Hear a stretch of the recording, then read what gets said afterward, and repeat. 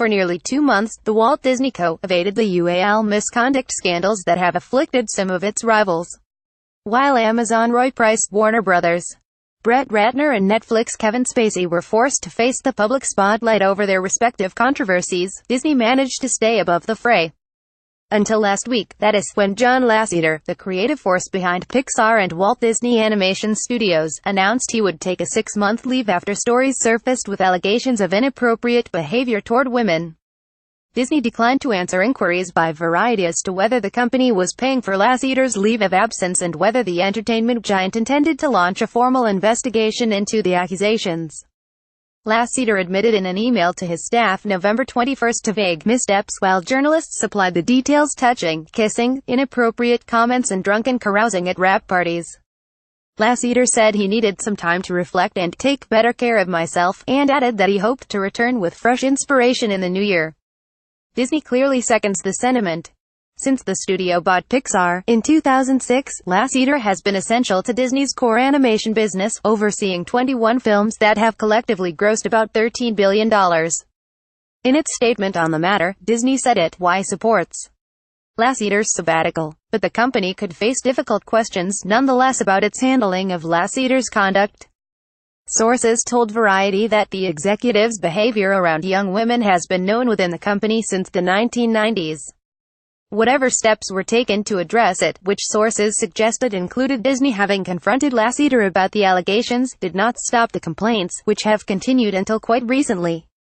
"This is not one guy going around acting inappropriately," said Amit Amidi, the publisher of Cartoon Brew, a site that covers the animation industry.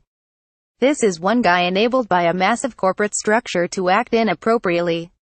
A former Pixar employee agreed, saying that CEO Bob Iger knew about a 2010 Oscar party where Lasseter was seen making out with a junior staffer. "They've known for a long time," the source said. "It has gone all the way to the top. I know personally that Bob was aware, everybody was aware. They just didn't do anything about it." Disney had no comment. When the Harvey Weinstein scandal broke last month, Disney denied any knowledge of misconduct or settlements with victims during Weinstein's run at Miramax from 1993 to 2005. Then Disney CEO Michael Eisner tweeted that he had no knowledge of Weinstein's alleged UAL harassment during those years. According to The New Yorker, Weinstein enlisted his brother Bob Weinstein in the 1990s to put up the funds out of his own bank account for one harassment settlement so as to avoid involving Disney. The Lasseter case, however, strikes much closer at Disney's current management. "If this were one of those open secrets, as was alleged with Weinstein, they're really much more culpable," said Benjamin Hermelin, a UC Berkeley professor and expert on corporate governance. "Executives need to be held to a fairly high standard. It's increasingly clear that corporations need to pay attention to power dynamics." The company could also face lawsuits from employees whom Lasseter never touched inappropriately, but who could allege that their careers suffered due to a discriminatory environment. Rashida Jones emphasized that aspect in commenting on her own experience at Pixar. Jones departed as a writer on Toy Story 4, and last week was compelled to deny a report elsewhere that it had to do with an unwanted advance from Lasseter. But in her statement, she criticized the company for fostering a culture where women and people of color do not have an equal creative voice. Disney has said nothing yet on that.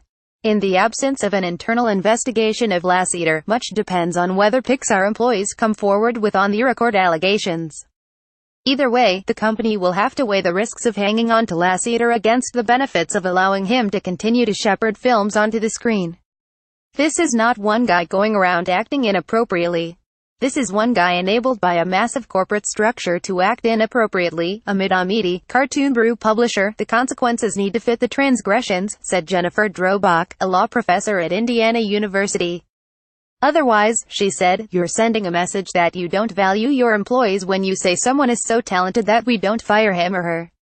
Deborah Katz, an attorney in Washington, D.C., specializing in employment law, said that if Lasseter's alleged misconduct proves to be pervasive, termination may very well be the appropriate remedy.